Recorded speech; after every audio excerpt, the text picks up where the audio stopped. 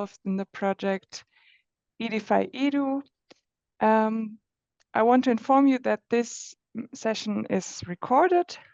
So if you want to, you can switch on your camera. If you don't want to, you can switch off your camera. During the whole session, you are muted. If you have questions, you can post them in the chat and we will address them later when the talks are finished. Today's webinar will be attended by students and business professionals across the globe that are completing our massive open online course from Edify Edu. Edify Edu is a project co-funded by the European Union with 12 partners involved that span over 5 countries: Ireland, Greece, Italy, Finland, and Germany. Today's webinar is titled Promoting Digital Inclusion and Etiquette in the Workplace. And I'm really happy to welcome our 2 guests. The first one is Mr. Uwe Heene. He is trainer at trainInstinct, is Insights MDI certified trainer and consultant for industry, trade, and service sectors with a master's degree in Anglo-American literature, German studies, philosophy, psychology. His experience as actor and also as director. Through sound experience, both as trainer, coach, and moderator, as well as on stage, he develops intensive relationships with the participants. His approaches are lively and practice-oriented. In this way, he refreshes and inspires managers and employees. Let's hope so. His motto today, or always, is to be creative and successful. You have to be willing to let go. So I'm excited to hear and learn more about that in a second. Our second speaker is Mr. Anastasios Konstantokopoulos. He is software engineer with a master's degree in software engineering and a bachelor's degree in computer science, bringing nearly a decade of experience in web development, e-commerce, digital educational platforms, and digital tools. Consistently focusing on the user throughout the development process to ensure an optimal experience and promote digital accessibility. Since 2014, he has contributed as an IT specialist to numerous national and European projects in the education and entrepreneurial sectors, with a particular emphasis on initiatives that promote new technologies in entrepreneurship, female entrepreneurship, digital inclusion, and lifelong learning. Welcome. Hello and good morning to everyone.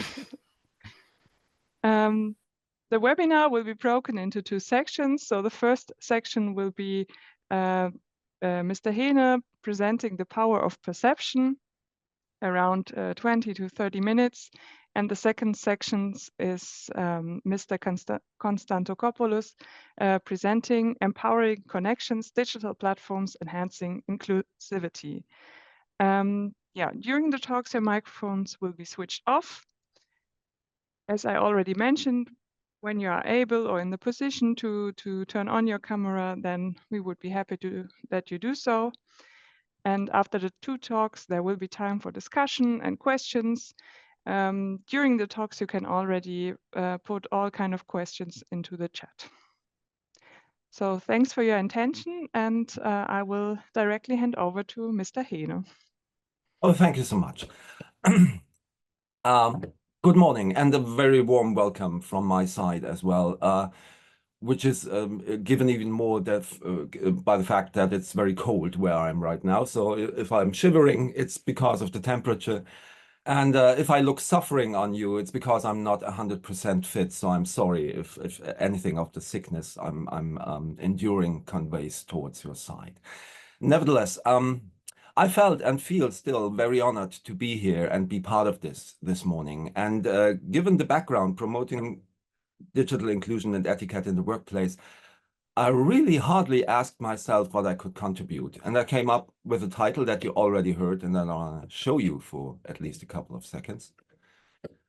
No, that's it. Here we go.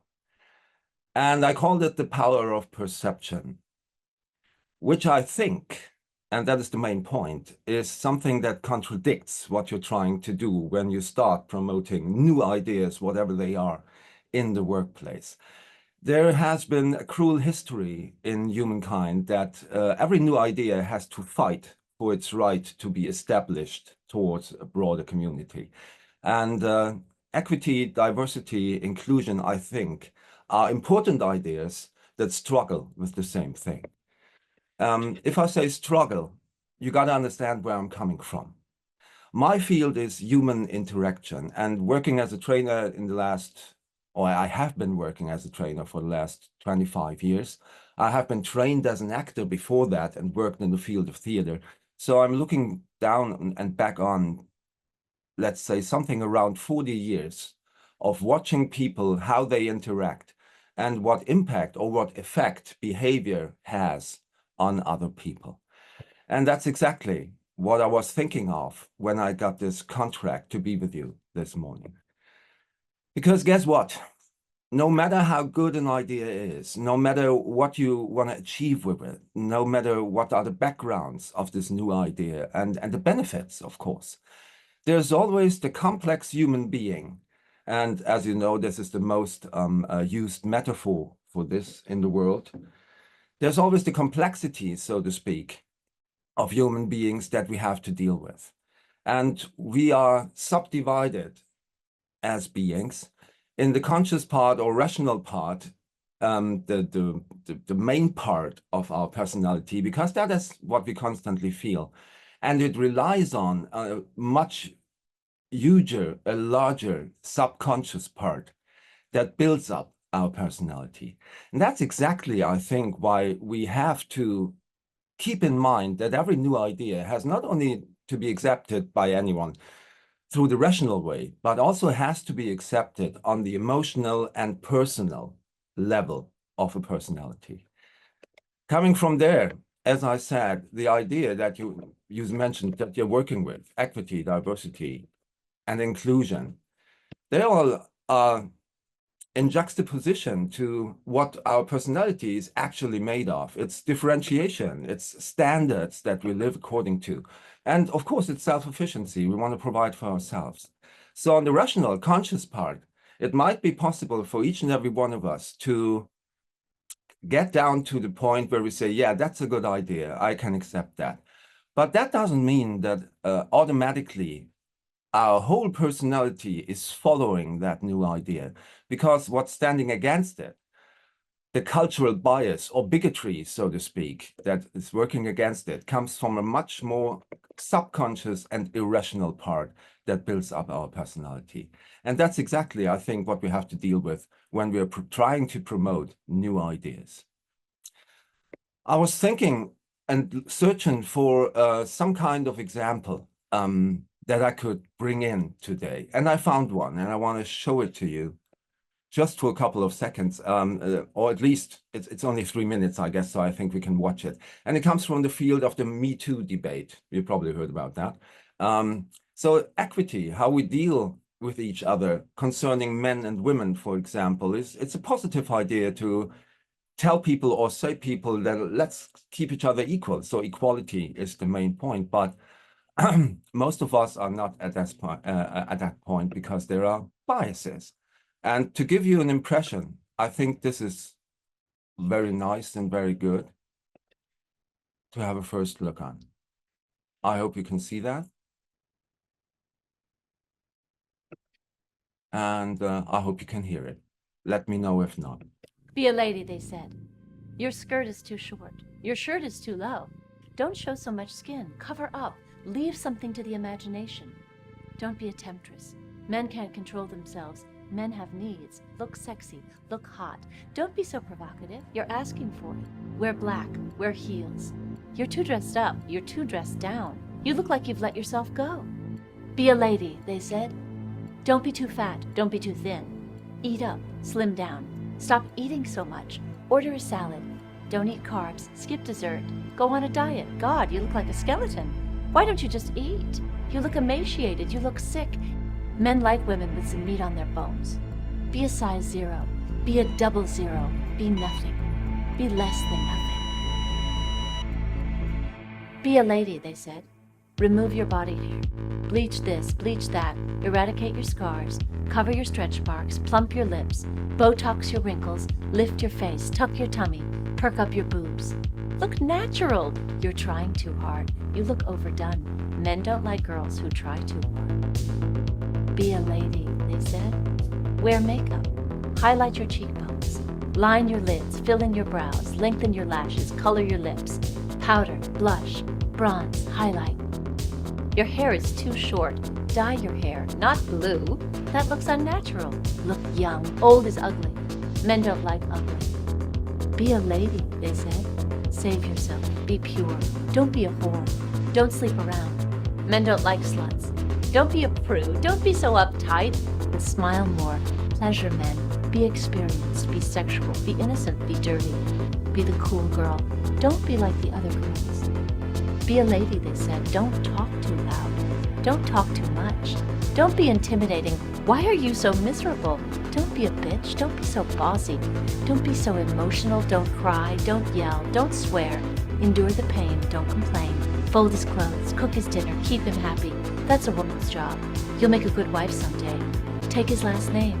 You hyphenated your name. Crazy feminist. Give him children. You don't want children? You will someday. You'll change your mind. Be a lady, they said. Don't get raped. Don't drink too much. Don't walk alone. Don't go out too late. Don't dress like that. Don't get drunk. Don't smile at strangers. Don't go out at night. Don't trust anyone. Don't say yes. Don't say no. Just be a lady, they said.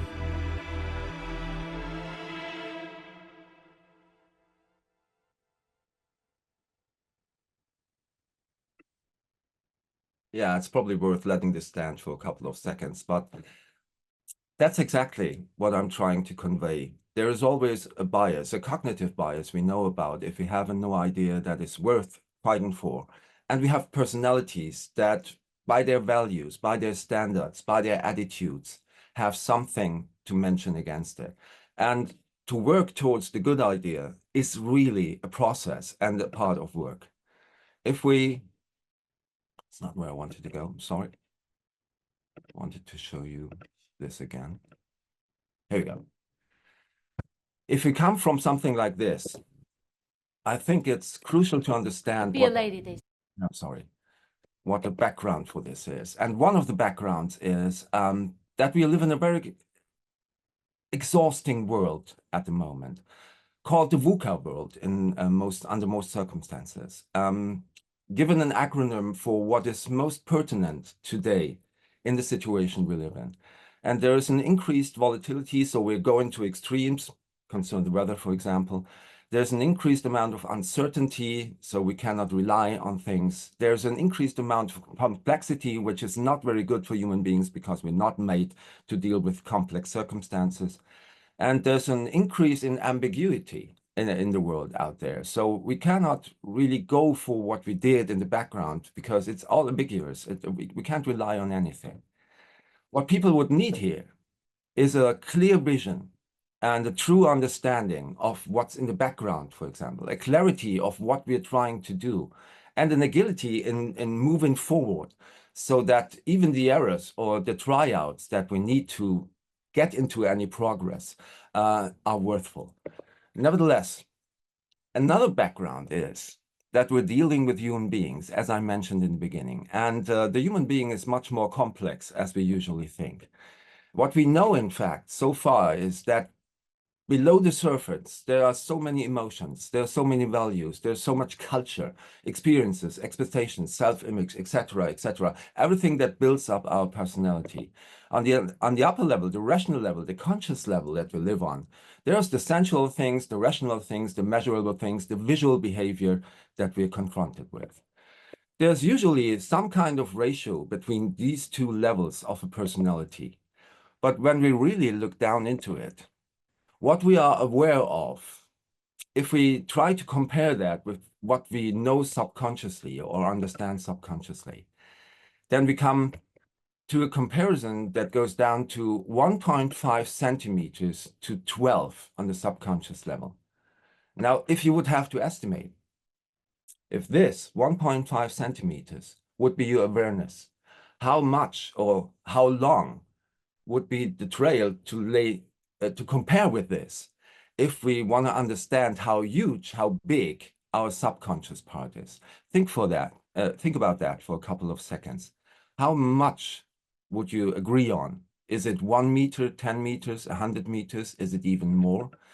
I already showed you the number, which is a 12.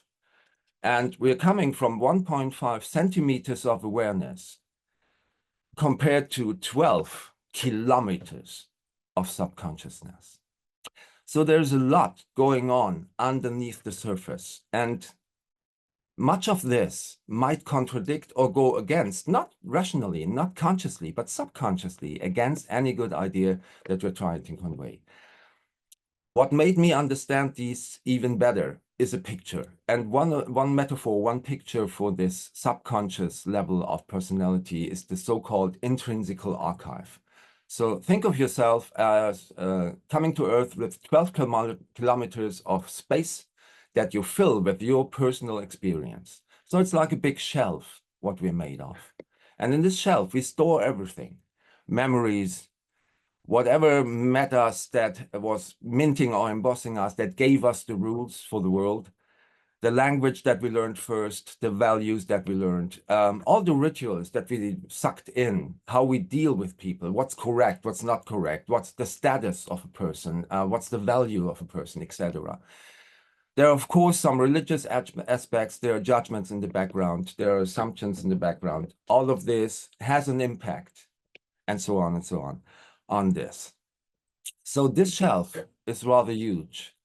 And what we're trying to do, if we come from the conscious part, accepting or establishing a new idea, is fighting against the other ideas that are stored inside us that might contradict whatever we try to establish. And if we start talking about it, it doesn't become any better in the beginning, because now we have two complex systems working on each other. And there are even additional impacts in that one. But what we know so far is that if you say something, you're not hitting the brain of the opposite person at first. Like icebergs, we collide on the lower level first. And that means that whatever we say is first and forever guided along the 12 kilometers of our inner archive, comparing what we hear and what we get new with what we already knew or know, and what we rely on as a personality. And that happens before we can rationally think about it. So the ratio, our brain, comes in second, not first. The first thing that we guide new information along is whatever we already think and whatever our personality is made of. And if we give an answer, it's the same game. We hit on the other side, not on the rational level, but usually on the emotional, on the personal level. And again, whatever we say or whatever we answer is compared with what is known on the other side before it reacts or hits the second brain. You all know that. I don't think that is new to you guys, but nevertheless, we should also mention, and you knew that too, that of course there can be troubles occurring in that connection, in this butterfly effect of interhuman communication. And what we need to do, what we need to establish in order to get where we want, is some kind of bridge between the individuals that stick to the idea and want to promote it any further. Now, coming from here, we are always talking about the two-level communication if we're talking about new ideas. And be aware of the fact that whatever is in the background of the other person, whoever you are dealing with, he or she has her own ideas, her own backgrounds, her own values, her own attitude towards whatever you're trying to promote. To be more scientific and to give you one scientific view on this, we come from perception to reaction, first by observation. So what we can see, what we can perceive is then evaluated, but not in our rational brain, but in our subconscious belly brain, so to speak, in the values that make up our personality. Only then are we able to send it to our brain, where the real interpretation is formed after we've evaluated any new idea that enters our system. And after the interpretation, what follows is the behavior that we find fitting or right according to the situation that we're in. Another aspect, and I don't want to leave that out, although we are slowly coming towards the end of this. Another aspect is that we are naturally ambiguous. We think that what we say and what we try to convey is unanimous or can be understood right by every person that is listening. And I don't think that's true. If you really look on what human beings understand, you get some very interesting examples. For example, look for a couple of seconds at this picture. And no matter what, it depends on where you come from in the world and what part of your brain is more awake at the moment, what you see first when you look at this. Some of you might have seen the black monkey in the middle. And some of you might immediately have seen, even before the monkey, the white cat kind of jumping in from the left side. And there are even people out there, just to let you know, that see even more in this picture. Some people see, and I hope you can see that, on the right side, some kind of face with shifted eyes, of course, but they see a human or female, in most cases, face at this point. That's how different our vision is and how different we see things and process things inside. Mostly what we can realize is what we recognize with our subconscious system. And if you look at this, of course, you see someone playing an instrument. Maybe you see the face of a woman again. Some people in the world see in this picture the little hobbit smoking his pipe in Middle-earth. And the small black spot in front of his nose is the first puff of smoke that came out of the pipe. I would have never seen that, but there are people out there who can see that in this picture. The question is, what do you see and what do others see? And if we give, especially from the level of expertise that we usually have, some kind of shortened or abbreviated perspective, people might not see the whole picture. They see something like what you see right now. And maybe you can realize what this picture depicts. Maybe you know what it is already. Most people don't. They see some strange landscape, or they see some strange white figure, sometimes with two faces. What they definitely don't see is this, that this is only the part of a bigger picture. And that in fact, if we add up the rest of it, we might be able to see that this is a cow looking at us, that this is the nose, these are the eyes, and the black spots to left and right of the head are actually the ears that are pricked towards us. It's hard to realize the complete picture, but that is the task if you want to establish a new idea. And the problem in all of this, to give you the background again, is that we all look at the so-called world, and what we think we see is the average reality, okay? The truth of the world. And this belief has never been true, because everything we're confronted with is influenced by something I learned to call perceptual filters. And our experiences are one of the biggest perceptual filter we have. The expectations that follow out of experience are a big perceptual filter. Our stress level, and the world is under stress at the moment, correct me if I'm wrong, those are all perceptual filters, habits, backgrounds, what we learned, the values that make us up, etc. So there is no reality that we all can rely on. There's only an individual reality that the power of perception constitutes for us and thereby gives us the backgrounds to understand the world. And all this is backed by some kind of identity, usually the cultural identity that we bring along. The sources for communication errors should be clear at this point. There are either non-satisfied expectations, and they can be very subconsciously. Not everybody could talk about those non-satisfied expectations if they occur.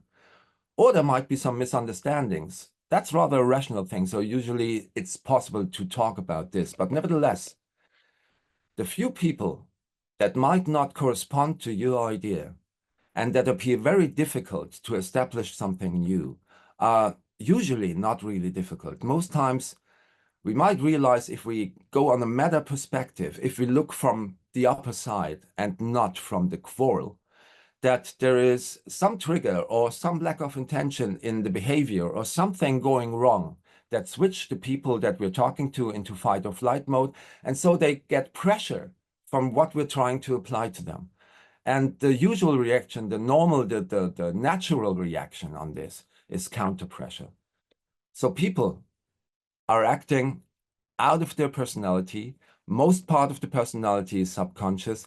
There can be counter pressure to new ideas, and we, if we have to promote them, have to deal with this.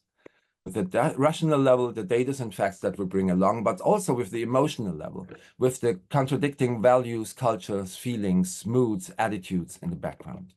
Coming from there, we need to establish some kind of trust and some kind of vision, remember, to give people the right tools, the right backgrounds to move forward towards the direction that we want them to go.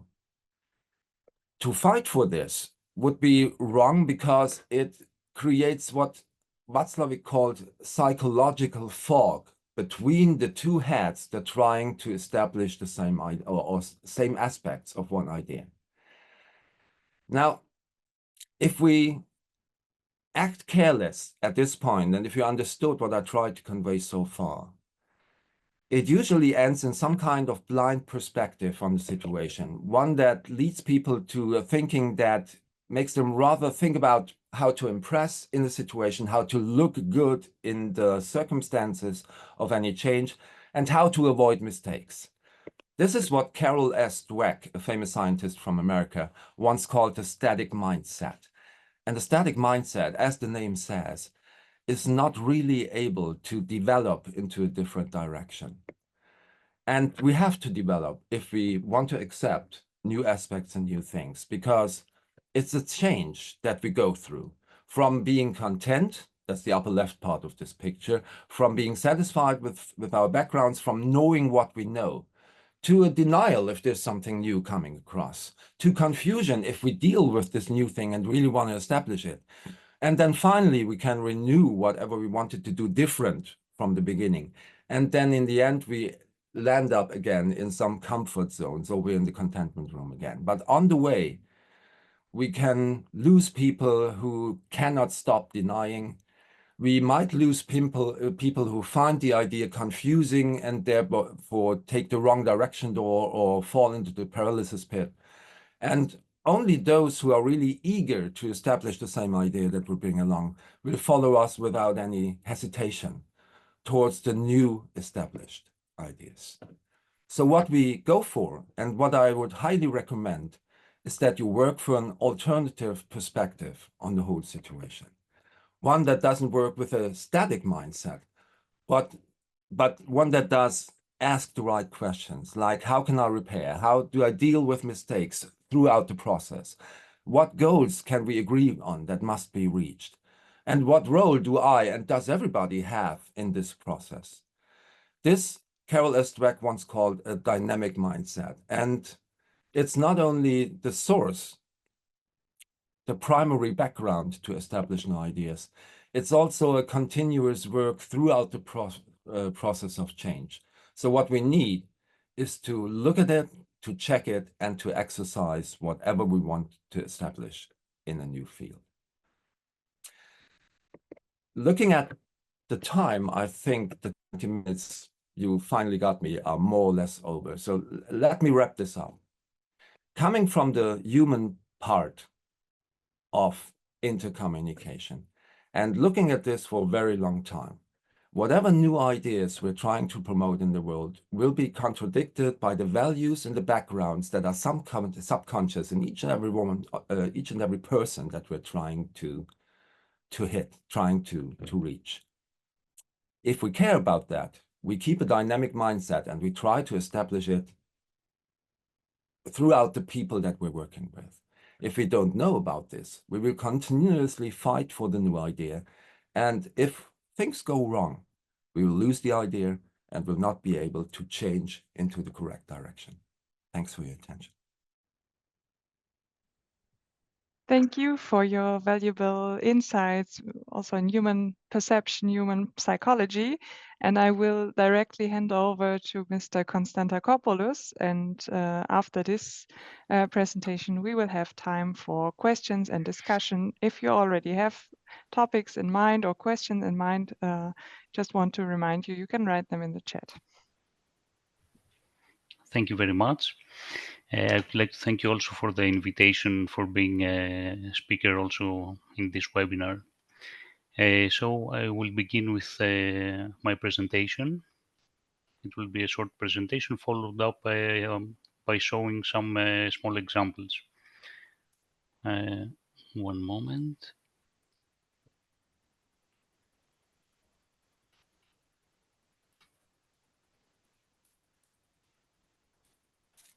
Okay.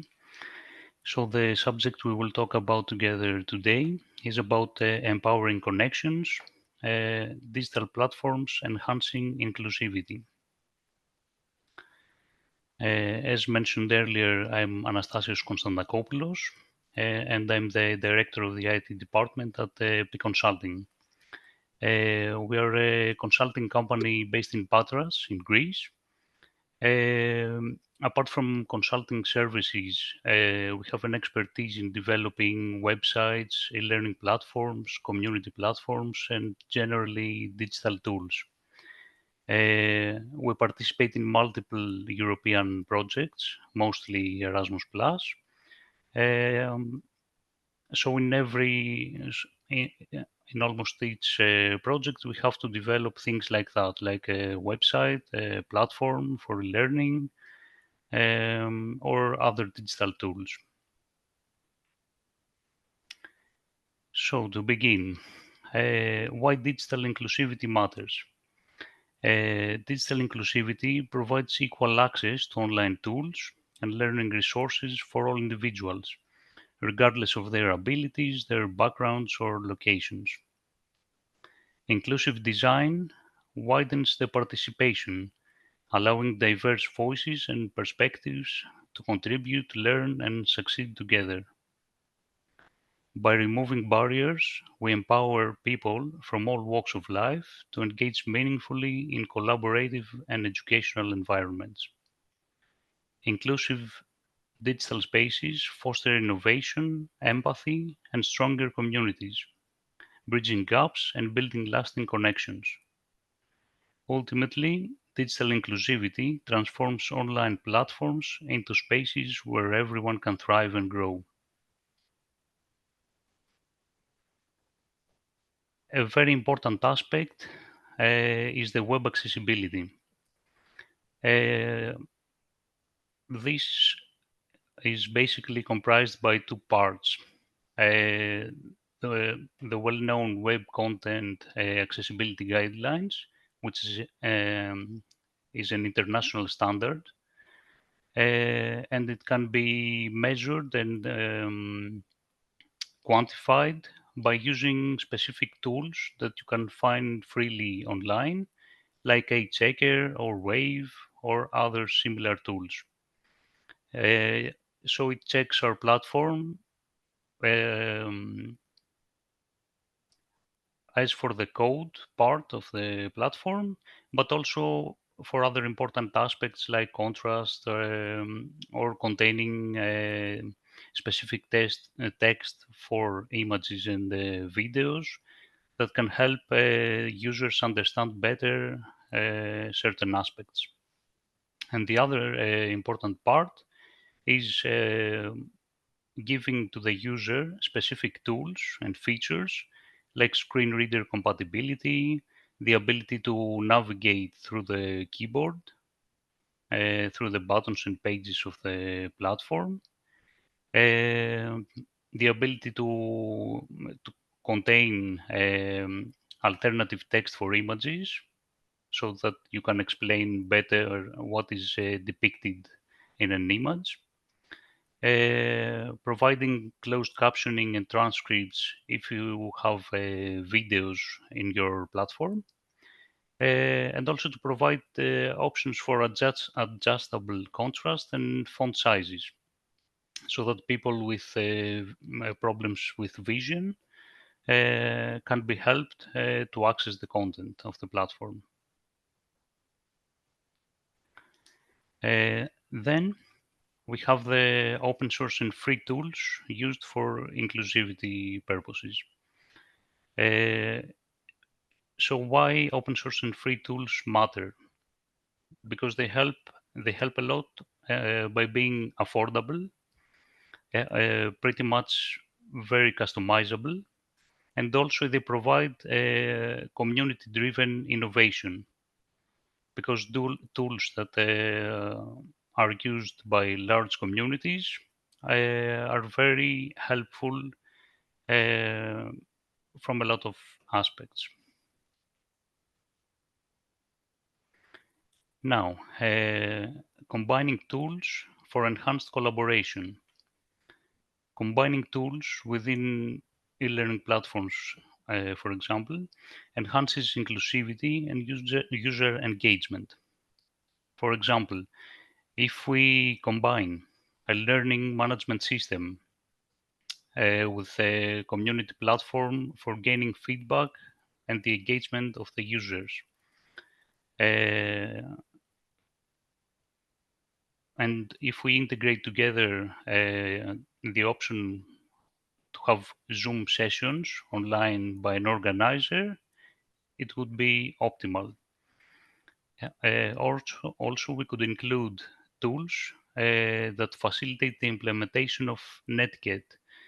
I believe that you have probably mentioned this term in previous webinars. It actually refers to the online code of conduct that exists for platforms. So in the next step, we will see how important it is to foster a respectful environment for the user. It's very good to define the online code of conduct that we mentioned earlier. So what the user can do and shouldn't do.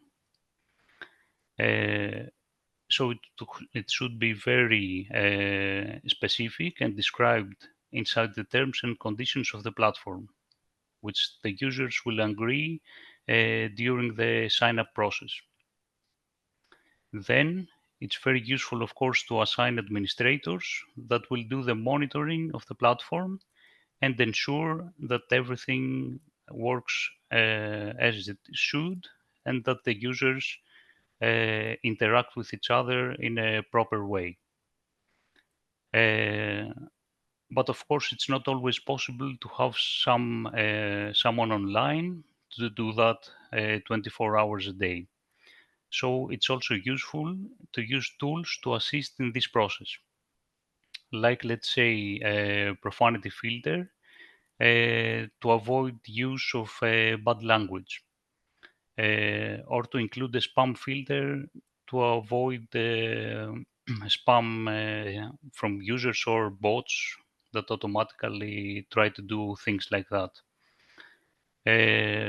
Or to use content reporting, which actually refers to giving the option to the user to block or to report specific content that he or she believes that is not appropriate.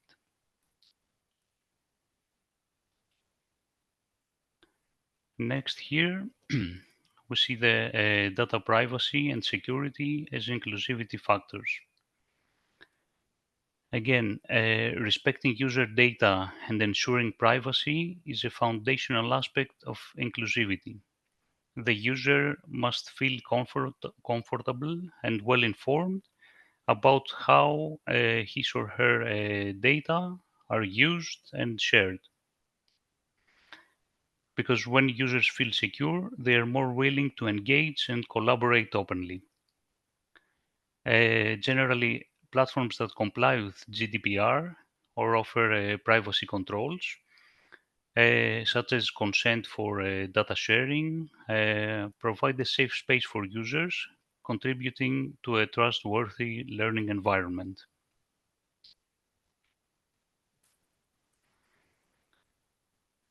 continuous improvement and user feedback integration.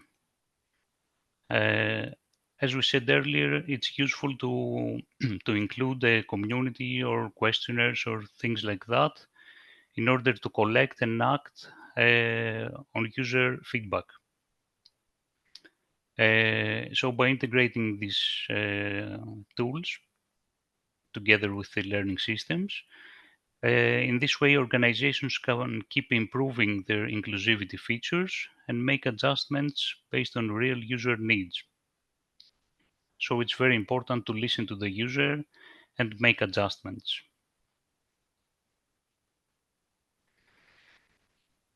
So this was the short presentation, and now I will proceed with some examples. I will share again my screen.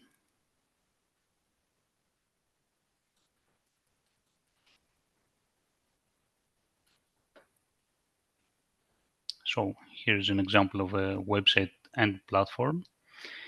Here we can see the accessibility tool used.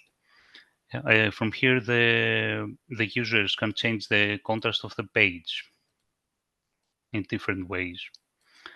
They have the option to highlight links. Anastasia, sorry to interrupt, but since Yes. I'm one of your colleagues today, people can't see whatever you're trying to share. Sorry. I saw in the Sorry. chat other people who can't see it too. Thank you. Thank you. Let me try again.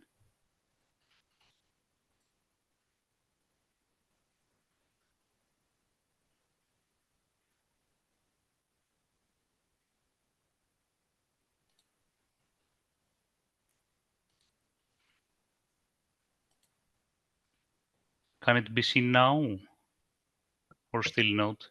Unfortunately, not. No. Give me 1 second.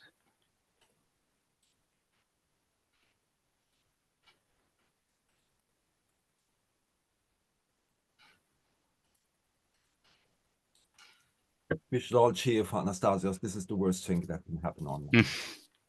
Yes, yes, indeed.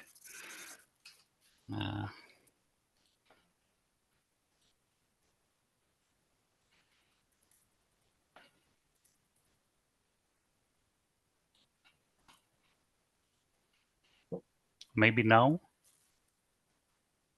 I'm sorry to say no. Still no. Okay.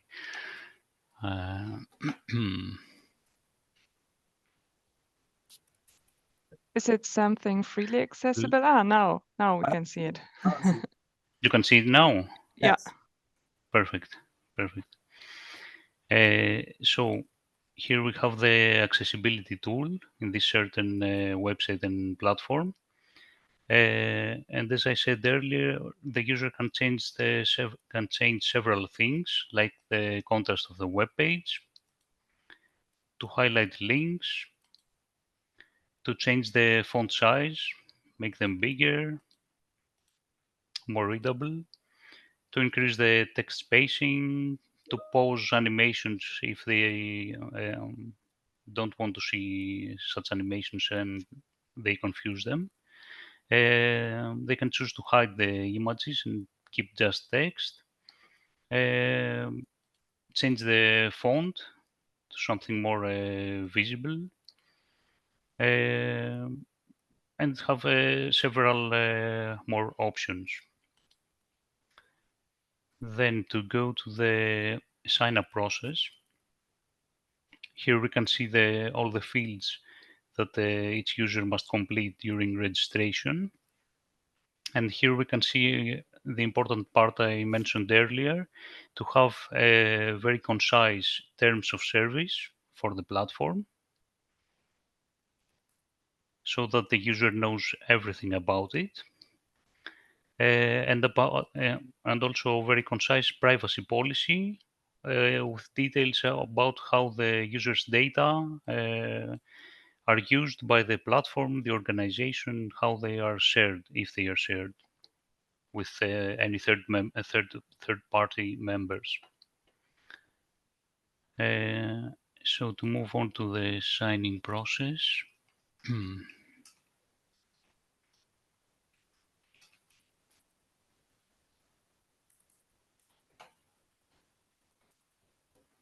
Okay. So in this specific platform, the user can go and check the profile. Here we can see the specific fields shown. And if the user goes to edit, he or she has the option to choose which field they want to be public or not. So if they don't want to show something specific, it's very important to have the option to hide it.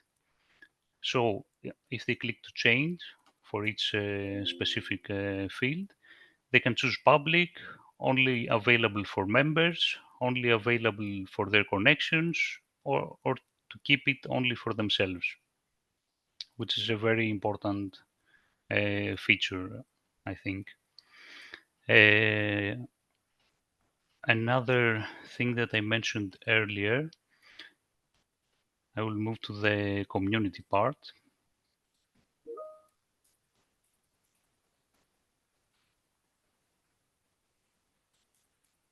Here we have the discussions. So about the content and the ability of the user to report something. So if they see a post or a message or a notification that they consider as not appropriate, they can report it.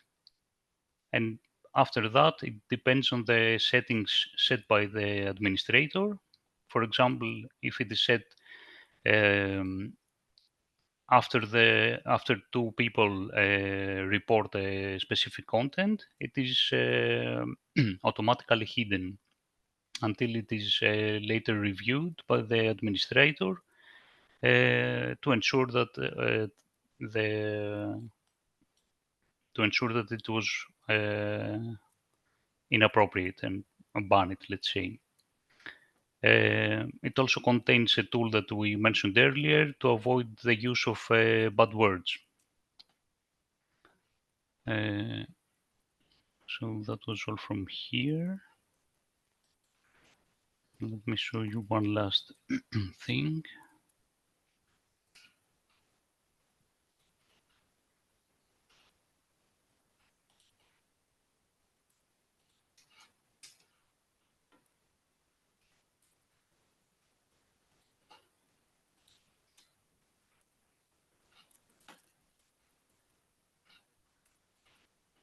Here's also an example of a training platform with specific modules and also the same tools that we mentioned earlier.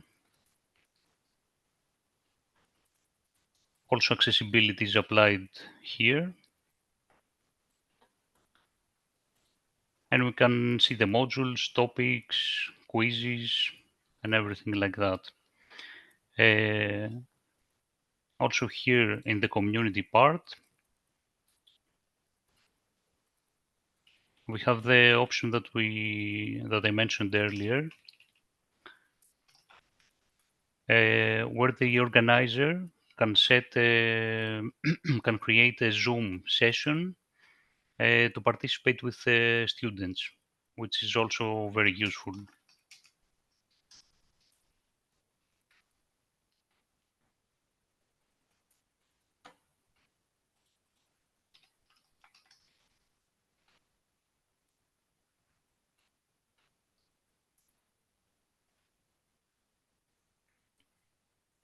So one moment.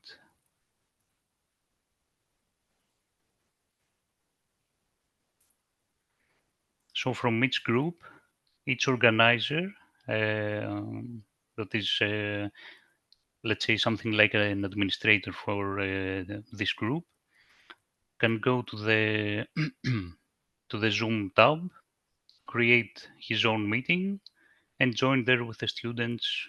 And also this meeting is recorded and uploaded at a later time, so that it is available for all users to see again.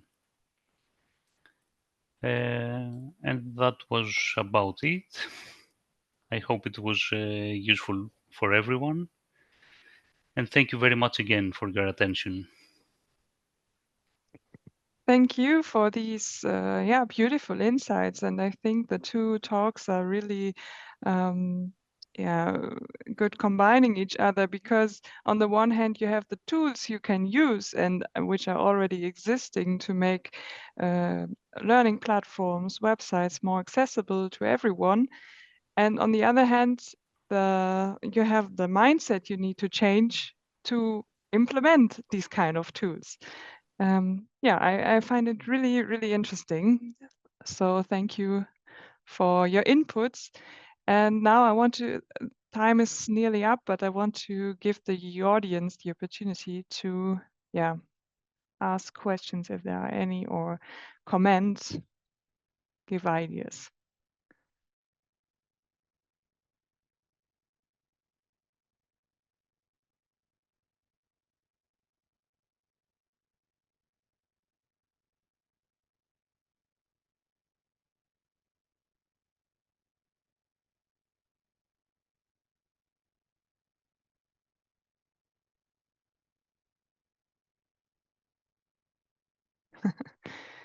Is it possible to get the PowerPoint presentations?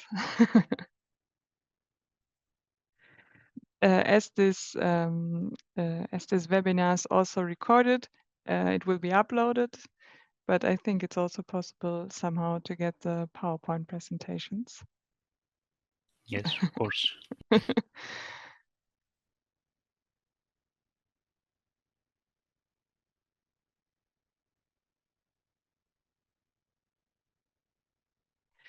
Yeah, if there's no question or comment left, I think we can conclude the webinar. I would like to thank you again for your insights. I found it really, really interesting, as I already said, to have on the one hand, to think about your own perception and your mindset, and on the other hand, to see what already exists and what tools we could already use. So I hope this was not only for me inspiring, but for all of us. Thank you, and hopefully until the next time. I think next week will also be a webinar for all of the participants of the Massive Open Online course. Yeah. Have a nice day. Thank you. You too.